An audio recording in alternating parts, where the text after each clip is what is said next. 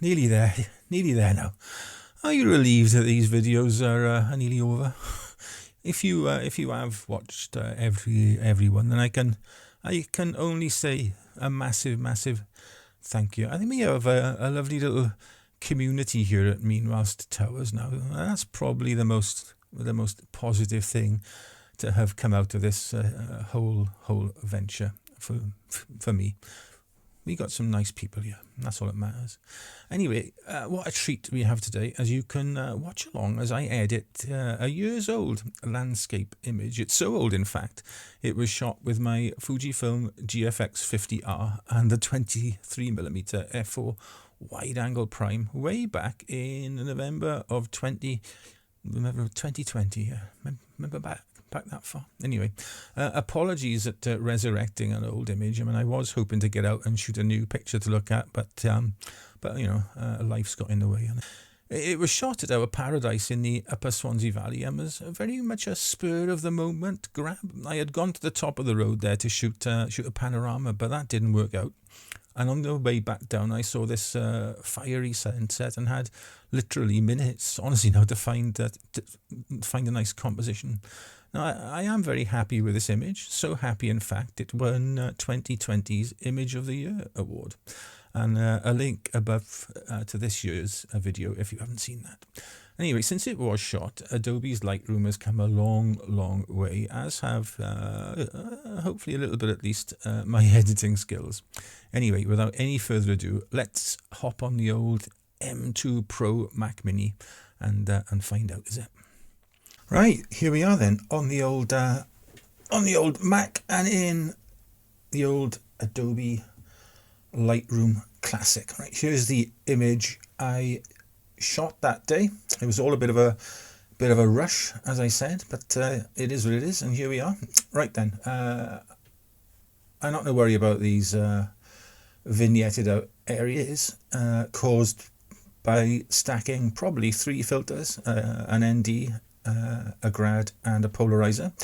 I'll deal with those right at the very end. Now, looking at the image, you also think the problem area is going to be here on the horizon line. It was shot at sunset, and it very much is what it is. You're not going to be able to save all the highlights there. Even if I shot at something like -2 EV, you're still going to have those very bright areas there. But I'll turn this back off now. We don't need those on, and I will deal with this as best I can very shortly. Right, so what I'm going to do is not going to crop it. I love the 4:3 aspect ratio that the GFX medium format system affords. So what we'll do is we'll kick straight in and we'll deal with the sky first by creating a mask over the sky, and then we will intersect it with a, what is it called? Linear gradient. There we go.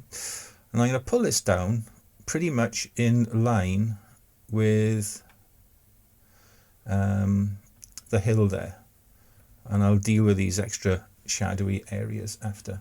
So I'm going to take that down to -2 for now. I know it's a little bit dark, but don't worry about it. Don't worry about that. A little bit dark for now. We will deal with that later on. And I'm also going to create a radial gradient over this area here.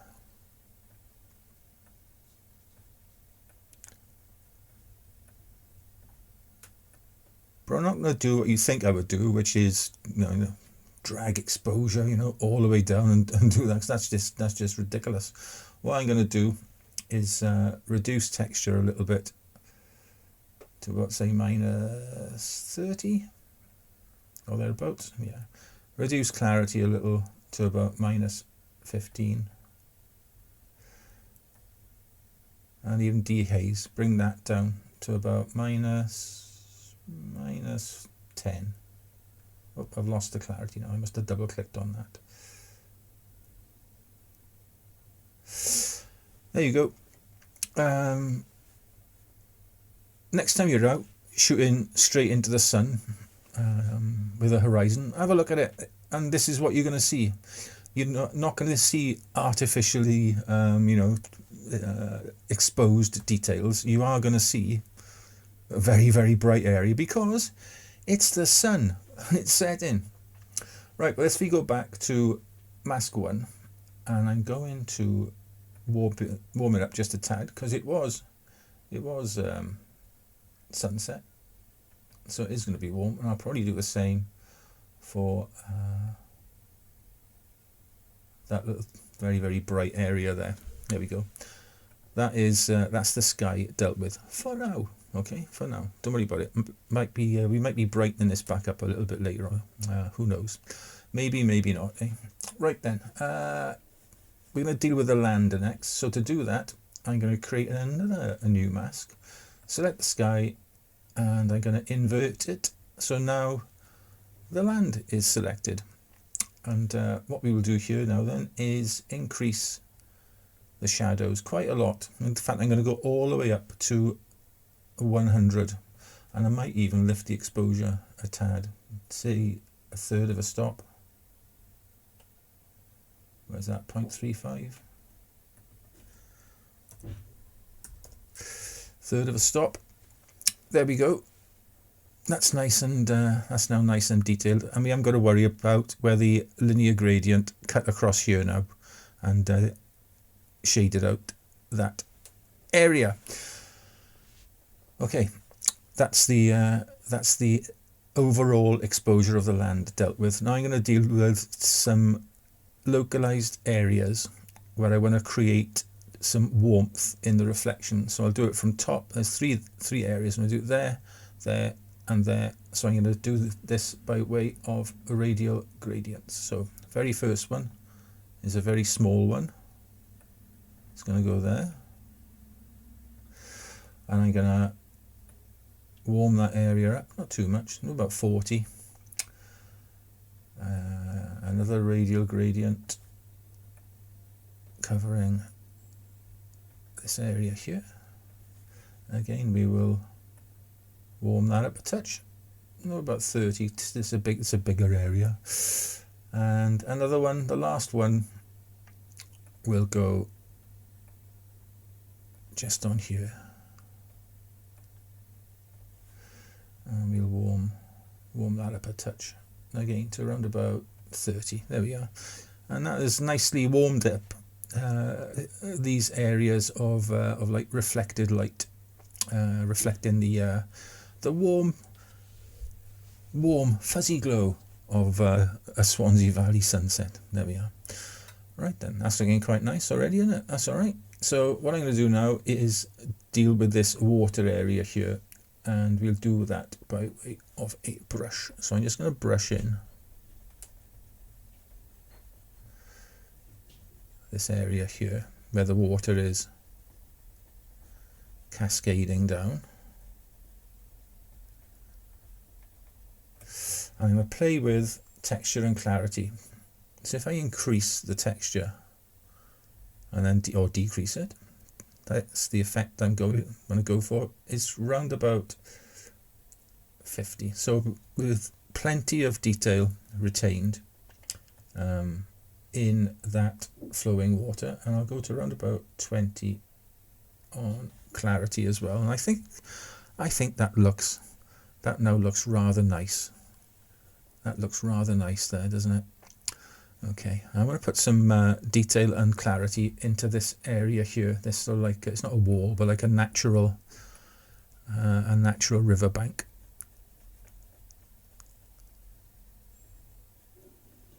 So I'm going to go in there. Oh, missed a little bit. And I'm just going to increase texture to around about 50. Clarity again to around about 30 this time, I think. And that's now given us plenty of lovely rock detail there. Isn't it nice? Isn't it nice? There we are. Right then. And the last thing I'm going to deal with is this area of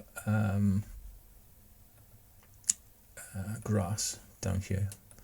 I'm going to put some detail and some colour into it as well. It's quite insipid. Is that the right word? Insipid?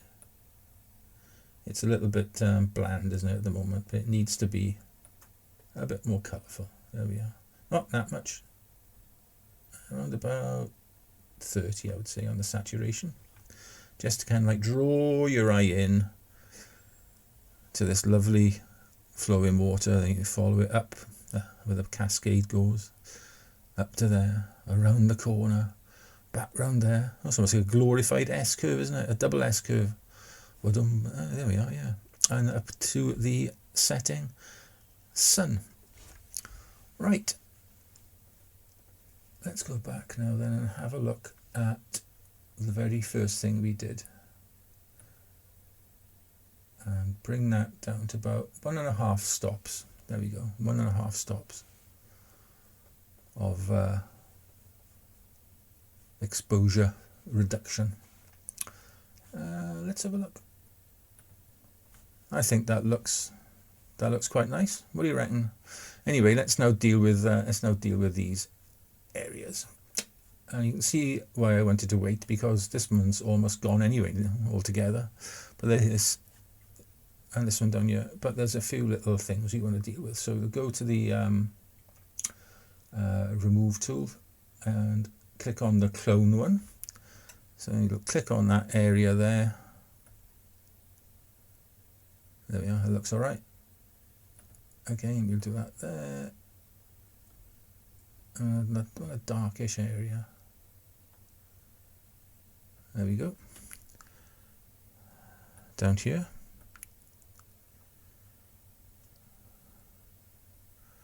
So it looks kind of natural. Like you don't want to be doing anything like that, do you? You know, bring like grass in or something. So you want to be doing like a nice natural. There we are, looks alright. And finally this tiny little area down here. There we are.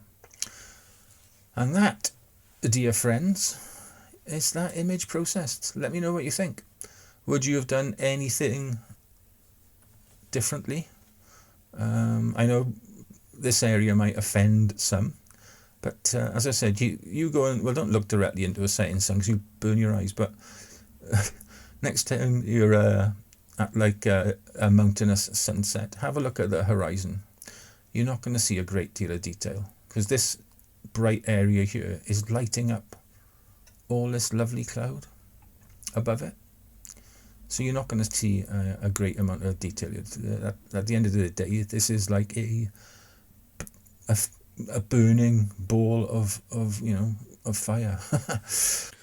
Well, there you go. What do you make of that image then? I made a video a few years ago, and I'll link to it above, where I said I regretted buying my medium format Fujifilm cameras. In it, I said my regret was based on the fact that I would never have that image quality in my life again after I inevitably had to sell it to scale down my kit as my muscles got weaker and weaker. Anyway, I think you'll agree that the camera and lens combination is rather special on the image quality front. The detail, and in particular the dynamic range the camera captured, are quite special. Now, I would love to copy one of my photographic heroes, Simon Booth, and maybe one day get to shoot my macro and intimate landscape images on a medium format kit again. One day, maybe. One day. It'll never happen. Anyway, see you tomorrow for another video. Forgot what I did then. All right then. Ta-ra.